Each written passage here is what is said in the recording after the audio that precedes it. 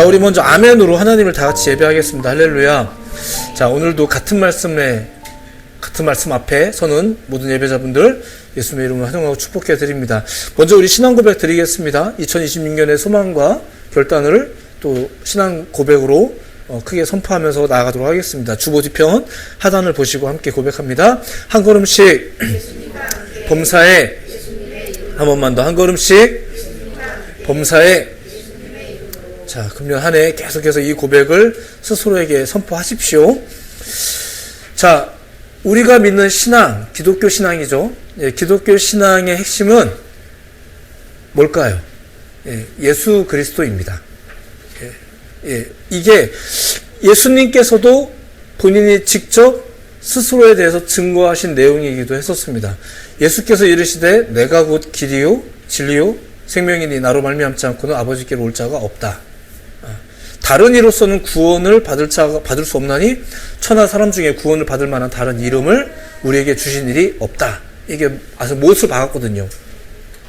자, 이게 그 역사 속에 등장했던 어떤 독특한 존재가 자기가 그런 사람이라고 이렇게 주장을 했고 이것을 우리가 무지성으로 용납했다. 이게 우리 신앙이 아닙니다.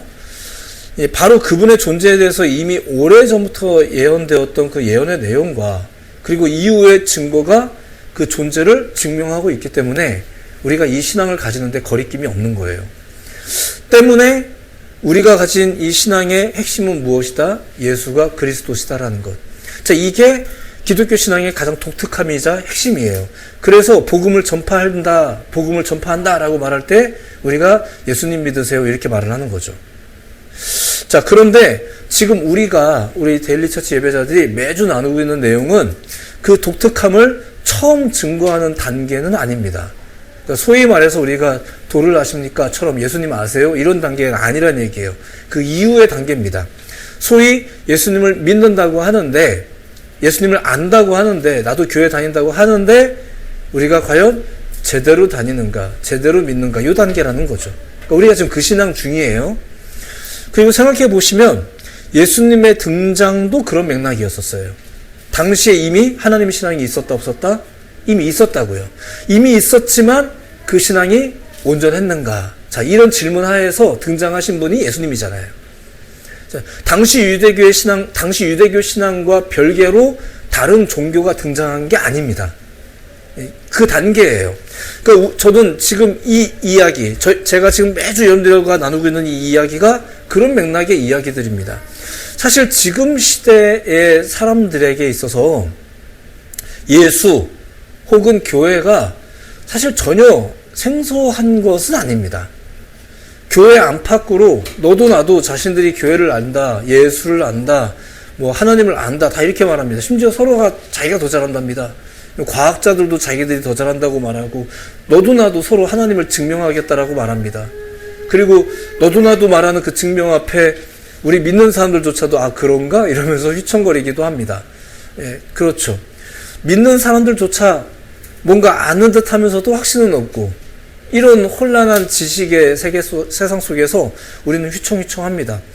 그런데 이렇게 질문할 수밖에 없는 거죠. 그렇기 때문에 질문할 수밖에 없는 거예요. 우리가 어렴풋이 다 예수님을 알지만 정말 잘 아는가? 어렴풋이 교회를 다 안다고 말하지만 교회라는 곳이 그런 곳이라며 라고 말하지만 정말로 교회를 알고는 있는가? 더 나아가 매주 교회를 다니는 우리들은 또 어떠한가? 그렇기 때문에 이 두 번째 질문, 여전히 둘러앉아서 수십 년째 우리가 교회에 오면서 예수님 믿으세요 이 설교를 듣고 있는 게 아니라 이미 다 예수님 믿으시지만 제대로 믿고 있는가? 우리가 잘 알고 있는가? 이 단계의 메시지들이 이게 어렵다라고 넘어갈 게 아니라 되게 중요한 주제라는 얘기입니다. 그리고 생각해보면 이 질문, 지금 이런 질문들은 성령 강림 후 불과 얼마 지나지 않았던 초대교회 시절에도 이미 존재했었어요. 자, 이런 식으로 생각을 해보자고요. 우리가 가진 신약 성경, 이 신약 성경이 듣도 보도 못한 예수님을 소개하는 내용만 담고 있나요? 대충 반절은 그렇습니다. 대충 반절은 듣도 보도 못한 예수, 그리고 그분이 메시아다 이런 소식을 전하는 내용이 아무래도 복음의 내용이니까 대충 반절은 그 정도 내용이겠죠. 근데 나머지 반절은 다 뭐냐 이거예요. 자, 그렇게 믿었는데 너희가 믿었었는데 지금은 왜 그러냐라고 쓰여진 내용들이 우리 신약 성경의 대부분 반절은 대부분 그거예요. 그래서 저는 지금 이러한 접근, 지금 서론이 좀 길어지는 것 같지만 이러한 질문, 이러한 고민들이 오늘날 우리에게 굉장히 필요하고 굉장히 중요하다고 믿는 거예요. 예수를 안다고 생각하는 사람들에게 정말 그래요? 라고 되묻는 질문. 이 질문이 우리에게 중요하다는 거죠. 그러니까 여러분들도 죄송한 표현이지만 예배할 때 오만해지면 안 돼요. 예배할 때 교만해지면 안 돼요. 아는 말씀이라고 생각하시면 착각이에요. 더군다나 앞에 있는 목사는 아는 것도 어렵게 설교하는 재주가 있는 사람이거든요. 그러니까 여러분들이 안다라고 생각할 게 아니라 다시 한번 내가 안다라고 믿었던 말씀 앞에 다시 한번 질문을 던져봐야 되는 것들. 그 핵심적인 질문들을 저희가 매주 지금 이렇게 살펴보고 있다라는 거죠. 자, 서론이 길었지만 이제 앞으로의 내용들도 이런 내용들이 대부분일 거기 때문에 제가 여러분들에게 예수님 믿으셔야 됩니다. 이 얘기를 또 할 필요는 없을 것 같아서. 지난주까지는 이제 잠깐 중간 점검하는 차원에서 예수님으로 인해 또 성령의 임재로 인해 당시 하나님의 신앙이 결국엔 어떻게 변했는지 뭐 패러다임의 변화라는 측면에서 몇 가지 빠르게 정리를 해드렸었습니다. 잠깐만 그냥 읽어만 드리자면 자, 이제부터는 첫째, 내주하는 성령과의 동행이 이제 핵심인 거다. 이제 이런 내용들. 두 번째, 이제부터는 율법을 잘 지키느냐보다 생명의 법칙을 지키는 것이 중요하다. 그게 뭔지는 성령께서 알게 하신다. 세 번째, 이제부터는 공동체와 이웃을 섬기는 삶이 중요하다. 사랑을 하는 게 중요하다. 율법을 지키고 어떤 행위의 완전함을 이루는 것이 아니라 이제부터는 사랑하고, 왜냐하면 그분도 우리에게 보여주신 게 그 사랑을 보여주신 거잖아요. 그러니까 이제부터는 그게 중요하다. 그리고 역시 이것을 성령이 도우신다. 자, 네 번째, 이런 내용이었습니다. 믿음의 성숙이란 율법적 완성을 이루는 게 아니라 성령이 머무는 전우로서 우리의 모습, 우리의 인격이 성숙해 나가는 것. 이게 우리 신앙의 중요한 열매다. 이런 내용들을 소개해드렸습니다. 그러니까 저희가 도덕을 꾀하는 집단은 아니지만 교회 다니시는 분들은 기왕이면 착해지셨으면 좋겠습니다. 이거는 도덕적인 요청을 얘기하는 게 아니에요. 성령의 사람이 또 성전으로서의 우리의 인격과 성품이 못되고 험악하고 예리하고 날 서서 상대방을 찌르고 이러면 안 된다는 얘기예요. 그러니까 이거는 도덕적인 요청이 아니고요. 내 행동과 내 말들이 그런 것 같다 싶으면 길을 쓰고 고쳐보시는 게 필요하고요. 이런 거란 얘기예요. 이런 내용들을 이제 지난주까지 패러다임이 바뀌었다. 이런 얘기를 소개해드렸죠. 자, 이전까지 하나님의 신앙과 그런 면에서 달라진 겁니다.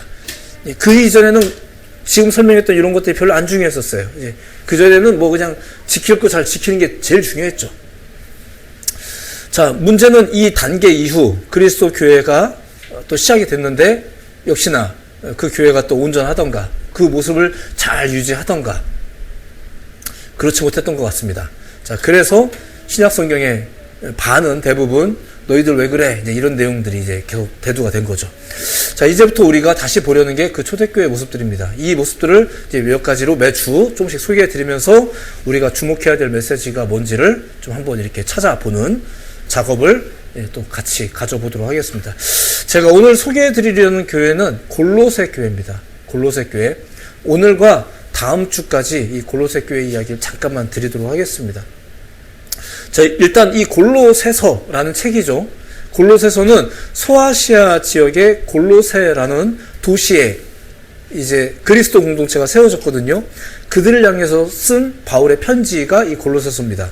그리고 당시에 바울은 감옥에 갇혀 있었고요. 자, 골로새라는 도시에 대해서 잠깐만 빠르게 소개해드리자면 오늘날 그 튀르키예 서남부 지역에 위치한 도시라고 합니다.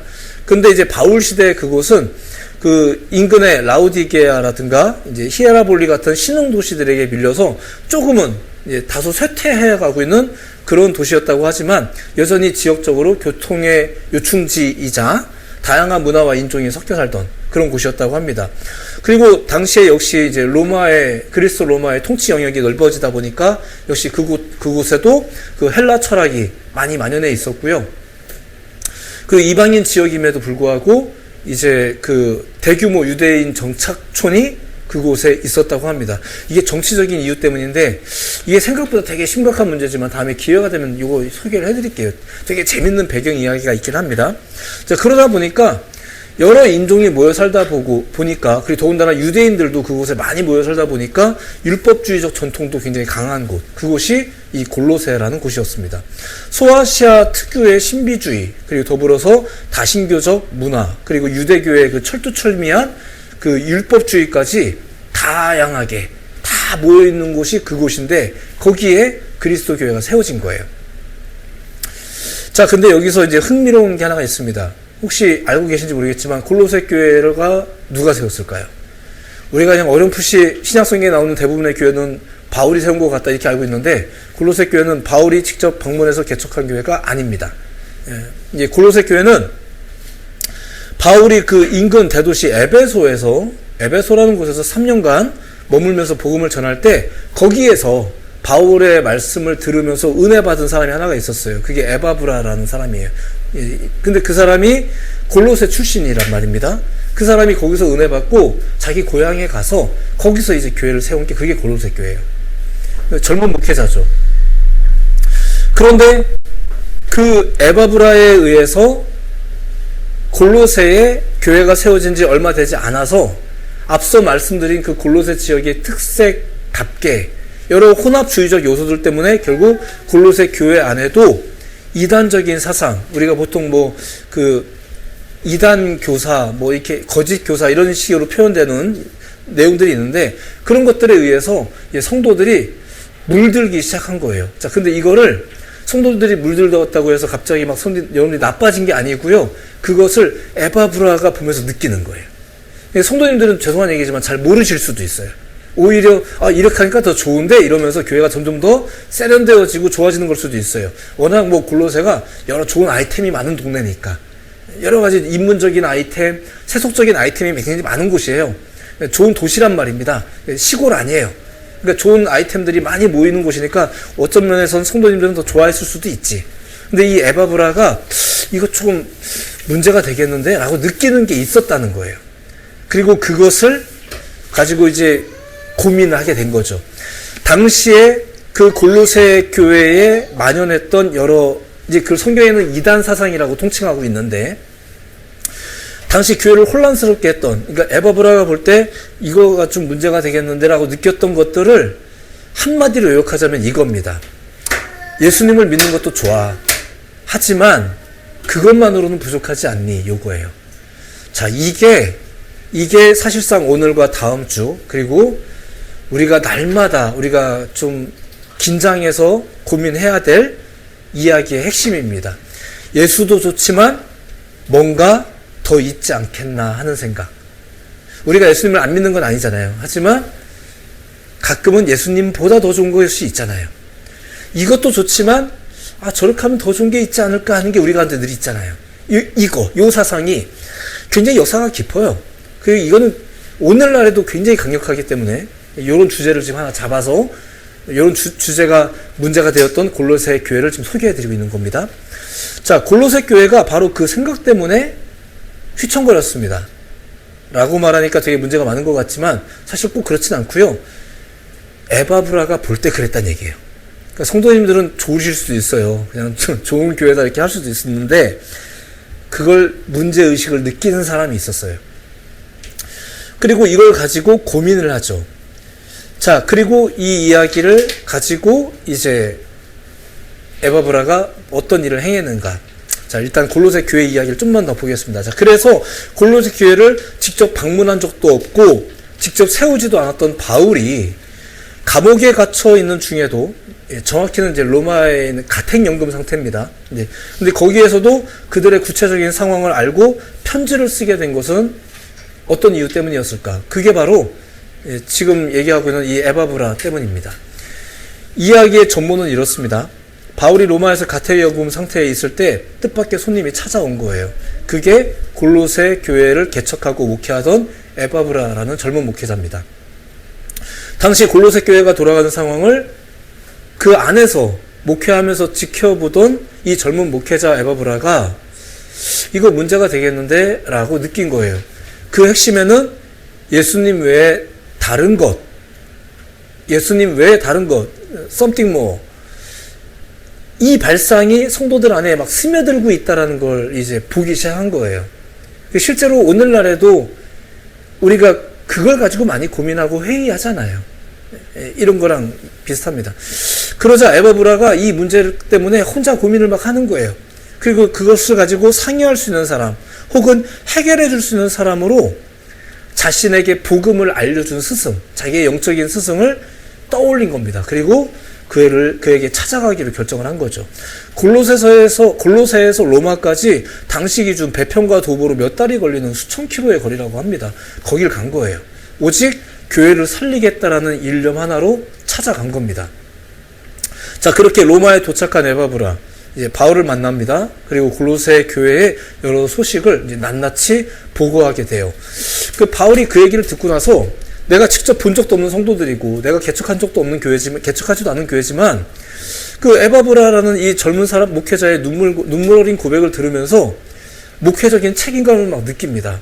그리고 특히나 예수만으로는 부족하다라는 그 주장에 대해서, 그런 인식에 대해서는 바울 역시도 이제 발끈하게 되는 거죠. 왜냐하면 그 인식이 복음의 기초를 무너뜨리는 가장 치명적인 독소가 되거든요. 예수 외에 다른 것이 있다라는 발상, 이것도 좋은 거 아니냐라는 발상.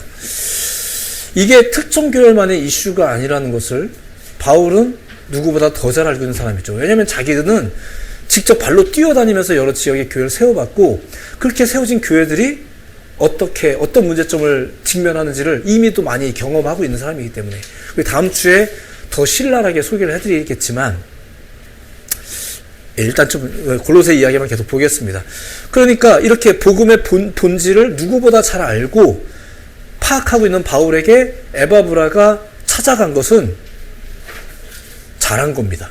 예, 자기가 해결하려고 노력하는 것도 중요하겠지만 이렇게 바울을 찾아가는 것도 굉장히 잘한 거예요. 결국 바울은 편지를 쓰게 되죠.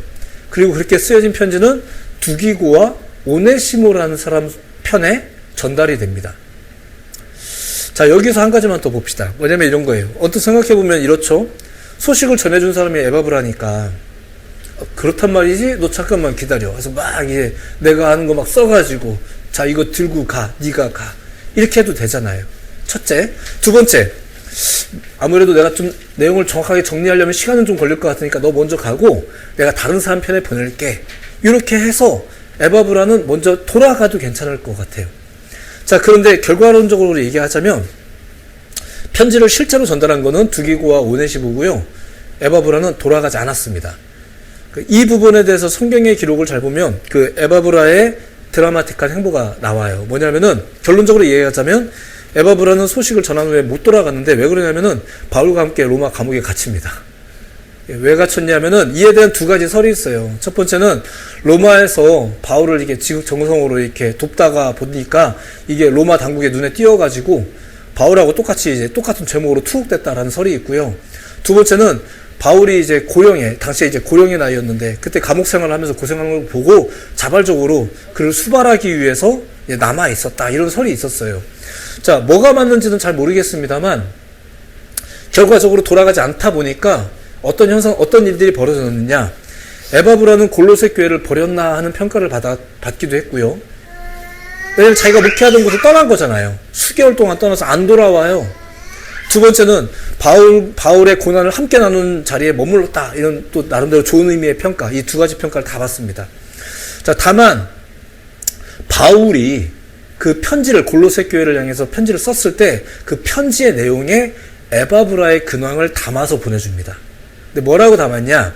들어만 보세요. 사장의 내용인데, 너희에게서 온 그리스도 예수의 종인 에바브라가 너희에게 문안하느니라. 그러니까 내가 편지는 내가 쓰고 있는데 이 편지 편에 에바브라가 안부를 전하더라. 그가 왜 안 돌아오나 너희가 싶었겠지만 그가 항상 너희를 위해서 애써 기도하여 너희로 하나님의 모든 뜻 가운데서 완전하고 확신 있게 서기를 구하고 있다. 이렇게 소식을 전해줘요.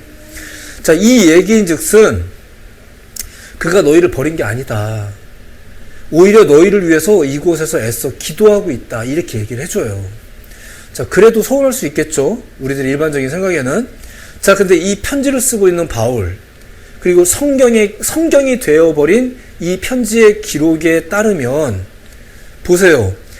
거기에서 너희를 위해 수고하는 애씀이나 너희랑 함께 있으면서 너희를 위해서 애씀이나 그동안에 그렇게 했잖니.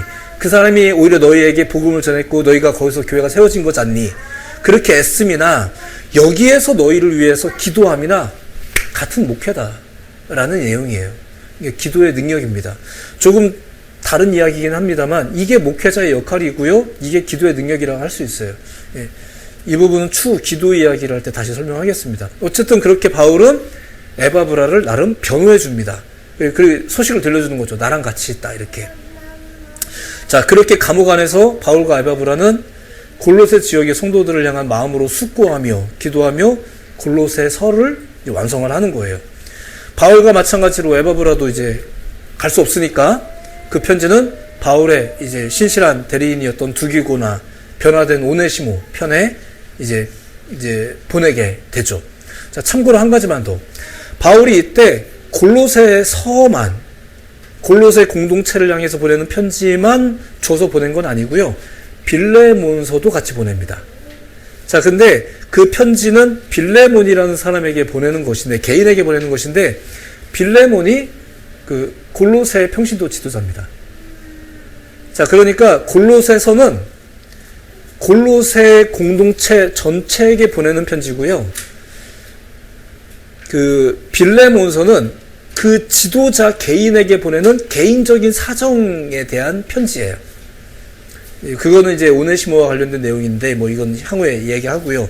근데 중요한 거는 이 두 개를 같이 보낸 거예요. 같은 골로새를 향해서. 근데 사연은 각각 다르지만 그 메시지 안에 그 공동체를 향하여 보내는 메시지의 핵심은 딱 한 가지예요. 예수 한 분만으로 충분하다. 이 내용입니다. 그리고 예수 한 분으로 충분하다라는 거기에서부터 너희의 이해관계를 시작해라 라는 내용이에요. 자, 내용은 사실 결과가 너무 뻔하잖아요. 다 이미 나온 거예요. 그리고 그 내용은 좀 나름 디테일한 내용은 다음 주에 소개하겠습니다. 그래서 오늘 설교는 벌써 끝난 거예요. 자, 오늘은 이 편지의 배경만 주로 설명을 드린 겁니다. 본문 해설은 사실 전혀 하지도 않았는데 조금만 잠깐 보면 그렇습니다. 오늘 본문의 내용이 사실상 다음 주에 더 깊이 소개해드릴 내용이긴 하지만 바울이 에바브라에게 전해들은 이야기를 가지고 저들에게 이제 편지를 썼는데 아무래도 내가 직접 본 적은 없는 사람들이니까 거칠게 하진 않고 좀 완곡하게 얘기합니다. 완곡하게. 자, 5절까지 이제 너희가 믿음으로 굳건하게 섰다는 소식을 내가 들었다. 6절. 그러므로 너희가 그리스도 예수를 주로 받았으니 그 안에서 행하되. 자, 잘 보세요. 이거 들으라고 하는 얘기입니다. 말은 좀 부드럽게 하고 있지만 너희가 그리스도 예수를 주로 받았으니 그 안에서 행하되. 그 안에서 행하라. 자꾸 벗어나지 마라. 이 얘기하고 있는 거예요. 7절. 그 안에 뿌리를 박아라. 그 안에 뿌리를 박으며 세움을 받아 교훈을 받은 대로 믿음에 굳게 서서 감사함으로 넘치게 하라. 8절. 누가 철학과 헛된 속임수로 너희를 사로잡을까 주의하라. 이것은 사람의 전통과 세상의 초등학문을 따르며 그리스도를 따름이 아니다. 근데 이미 그런 일이 너희 안에 벌어지고 있다. 이걸 내가 지금 다 들었단 말입니다. 그걸 이렇게 완곡하게 쓰고 있는 거예요. 그래서 바울이 말하는 핵심은 뭐라고요? 예수 한 분만으로 충분하다. 이 내용이 골로새서의 핵심인데 생각해 보세요. 이게 골로새서만의 핵심이겠냐고요. 라는 얘기입니다. 결론은 단순하고 명확하지만 그 세밀한 내용은 다음 주에. 오늘은 먼저 에바브라가 바울을 찾아갔다는 사실을 먼저 주목하면서 좀 더 설명을 드린 겁니다. 자, 왜 찾아갔다고요? 지금 얘기한 이것을 문제로 느끼는 안목이 있었다는 거예요. 물론 그 사람이 목회자이기도 하겠지만, 목회자라서 그럴 수도 있겠지만, 그 사람도 말씀 듣고 은혜 받은 사람이었단 말입니다. 근데 그 말씀 듣고 은혜 받은 사람으로서 내가 이곳에서, 내가 이 골로새 출신이지 않습니까? 내가 고향에서 사역하면서 보니까, 우리 동네 분위기는 뭐 내가 더 잘하는데, 우리는 이런 것에 참 취약하다 싶었는데, 역시나 이런 거에 자꾸 우리 성도들이 물드는 것 같은데, 이런 위기감을 가지고 누구랑 상의해야 되나, 이래서 수천 킬로를 걸어서 가는 겁니다. 이걸 고민하고 문제의식을 느끼는 거예요. 그리고 그는 이 문제의식 앞에서 첫 번째가 이 문제의식을 가졌다는 거, 예수 외에 다른 것도 있지 않겠나라는 발상이 점점 만연해져 가는 공동체, 내 이웃, 내 가족들, 점점 우리도 고3은 다 그래도 돼, 이런 인식이 교회 안에도 점점 만연해지는 걸 우리도 점점 보면서 이래도 되는 건가? 1년에 한 번 31일 날, 12월 31일 날 가서 말씀 한 구절 뽑으면 되는 건가? 이게 맞는 건가? 이런 의문 한 번 정도는 가져보면서 위기의식을 가져보는 것. 이런 위기의식이 전혀 없다? 그거 뭐 행복하고 평안한 것 같은데 그거 아닙니다. 그렇지 않습니다. 제가 괜한 평화로운 성도님들 시비를 거는 게 목사가 하는 건 아니고요. 하지만 이런 깨어있음과 이런 예민함이 필요하죠. 위기의식이 필요하다는 얘기예요. 그리고 그것을 에바브라가 느꼈죠. 우리가 혹시 예수님 외에 다른 것에 너무 매달리거나 우리 마음을 쓰고 있는 것은 아닐까? 이 문제를 또 해결하기 위해서 그가 선택한 방법은 뭐였을까? 이게 두 번째 내용이에요. 자신도 예수님을 전하는 사람입니다. 하지만 복음의 원문을 자신보다 좀 더 명확히 이해하고 있을 존재를 찾아가야겠다라고 생각하는 것. 자신의 짧은 신학적 지식으로 이단과 어설프게 싸우다가 오히려 교회가 통째로 무너지는 것보다 영적인 아버지와도 같았던 바울을 찾아가 정답을 구해오는 게 교회를 지키는 진짜 지혜라고 판단을 하는 거예요. 이런 거 행여 오해가 없길 바랍니다. 하지만 이거 굉장히 겸손한 거고요. 굉장히 이것이 지혜로운 겁니다. 생각해보면 에바브라가 예수님 한 분밖에 없다는 사실을 몰랐겠어요? 우리 신앙에 이런 초보적인 신앙을 에바브라가 없었겠냐고요. 그도 바울에게 배운 사람이잖아요. 근데 그는 확인을 위해서든 혹은 중보를 요청하기 위해서든 혹은 위로받고 싶어서든 어쩌면 바울이 뭐라고 말할지 뻔히 알면서도 그 문제를 놓고 그에게 찾아가는 거예요. 저는 이게 골로새서의 내용을 우리가 연구하고 살피는 것만큼이나 중요하다고 또 잘한 일이라고 보기 때문에 여러분들에게 이 이야기를 먼저 소개를 해드리는 겁니다. 우리도 완전히 모르지는 않지만 또 완전히 다 아는 것도 아니잖아요. 그럴 때 우리는 과연 복음의 본질에 대해 문제의식을 느끼고 그리고 그 문제의식을 느낀 걸 가지고 우리는 그것을 좀 더 명확하게 알기 위해서 찾아갈 수 있는 사람인가 라는 거예요. 혹은 우리는 계속 기다리고만 있는 건 아닌지 가만히만 앉아 있는 건 아닌지 목사가 어떻게 알아서 해주길 바라고 있는 건 아닌지 그러면서도 목사가 뭘 하려고 하면은 저도 알아요라고 말하고 있는 건 아닌지 생각보다 우리가 다 공감이 될 만큼 오늘날에도 흔한 발상이죠. 예수 외에 다른 것들이 우리 안에 발동하고 있는 거예요. 목사가 답이란 얘기는 아닙니다. 자, 에바브라는 그렇게 했어요. 그래서 그것 때문에 수천 킬로를 나선 거예요. 그것 때문에 어디 간 거야? 우리 버린 거야? 이런 오해도 감수했어요. 겉보기에는 혼란스러운 교회를 내버려 두고 자리를 비운 것처럼 보여요. 하지만 에바브라는 사실 교회를 살리기 위해서 자신이 할 수 있는 가장 책임감 있는 선택을 하는 겁니다. 그래서 바울도 편지를 통해 그를 변호했던 거죠. 여러분, 에바브라는 여러분들을 버린 게 아니에요. 여러분들 잊은 게 아닙니다. 여기서 지금 여러분들 놓고 지금 맨날 울고 기도해요. 그 사람. 몸은 여기 감옥에 갇혀 있습니다만 지금도 여러분들 위해 밤낮 기도하고 있습니다. 내가 증인입니다. 이러면서 사도 바울이 변호해 주는 거예요. 우리가 참된 믿음을 위해 찾아 나설 수 있는 사람들이라면 하나님은 누군가를 통해서 우리를 또한 변호해 주실 거예요. 알아주신다는 얘기예요. 우리가 알아달라고 그걸 하는 건 아니겠지만 아마 골로새에서 에바브라와 함께했던 사람들, 이 사람들은 바울의 편지를 받았을 때 아마 오해가 풀렸을 거예요. 아마 우리가 본 적은 없지만 소문으로 들었던 그 위대한 지도자 바울에게서 편지가 왔대요. 바울이 우리한테 편지를 보냈대? 이것도 굉장히 놀랍고 거기에 써있는 내용도 굉장히 놀랍지만 그 내용 중에 우리 목사님이 그래서 안 보였던 거구나. 이걸 알았을 때 그들의 마음의 위로와 또 오해도 사라지고 또 오히려 고마움도 그들 가운데 있지 않았을까. 자, 내용은 전혀 얘기도 안 했습니다. 오늘 조금만 소개해드리자면 이거죠. 바울의 편지의 핵심은 다시 말씀드리지만 다른 무언가는 없다. 그건 다음 주에. 에바브라 역시도 그 사실을 전혀 모르는 목회자는 아니었습니다. 다른 무언가가 있지 않을까. 생각해보면 초대교회 이전, 제가 계속해서 하나님 신앙은 이미 있었다라는 이야기 하고 있잖아요. 초대교회 이전 유대교회 하나님 신앙이 변질된 것도 그것 때문이겠죠. 심지어 초대교회가 시작이 되었습니다. 근데 그 초대교회의 성도들조차도 역시 마찬가지로 그것 때문에 자주 위기를 겪었습니다. 그리고 더 나아가 오늘날을 살아가는 수많은 그리스도인들조차도 바로 이 교묘한 질문에 가장 많이 휘청거리지 않는가?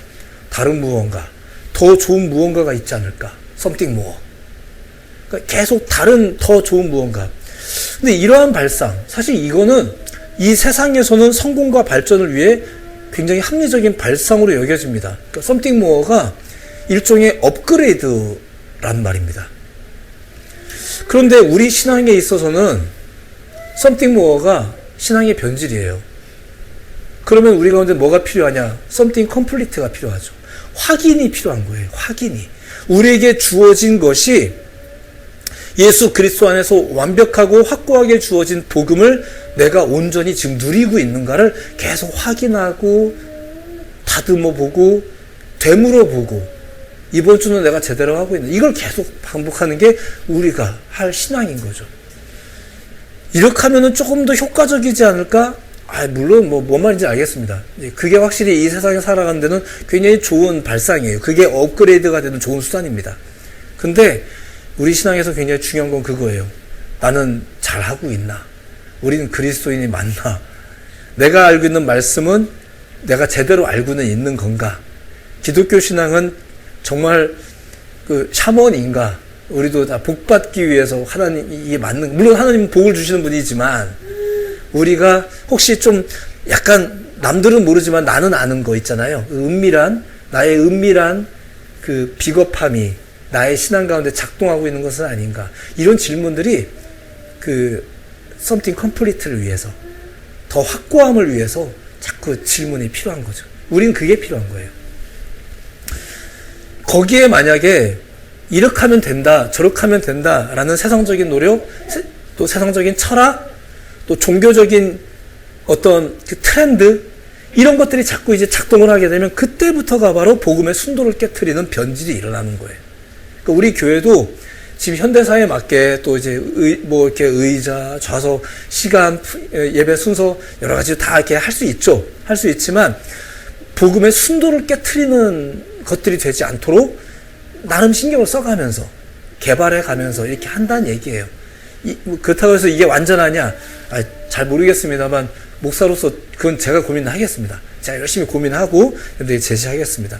오늘은 우선 이런 문제의식이 있다는 거, 그리고 그걸 느끼는 한 사람, 그리고 이 문제를 놓고 발버둥 쳤던 한 사람, 에바브라라는 사람의 모습을 주로 소개를 해드렸습니다. 그리고 개관적인 배경, 골로새 교회의 개관적인 배경만 소개해드렸습니다.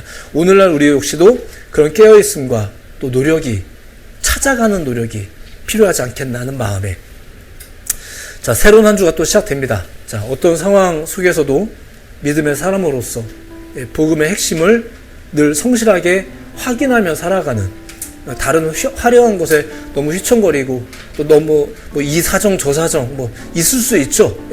있을 수 있는데 이 사정 저 사정에 내가 휘청거리는 건 당연합니다, 이렇게 말하면서 살 게 아니라 오히려 내가 이렇게 자꾸 휘청거리고 있구나라는 걸 발견해 가면서 다시 한번 오히려 굳건한 믿음일 수 있도록, 강인한 믿음일 수 있도록 우리가 오히려 꾀하며 살아가는 우리의 모습이 되어야 되지 않을까. 또 그런 삶을 살아가는 여러분들이 되시기를 예수님의 이름으로 축복하며 응원해 드립니다. 주님, 이번 한 주도 내가 믿음의 사람으로 살겠습니다. 노력하면서 살아가는 여러분들 한 주가 되시기를 다시 한번 예수님의 이름으로 축복하고 응원해 드립니다. 기도하겠습니다.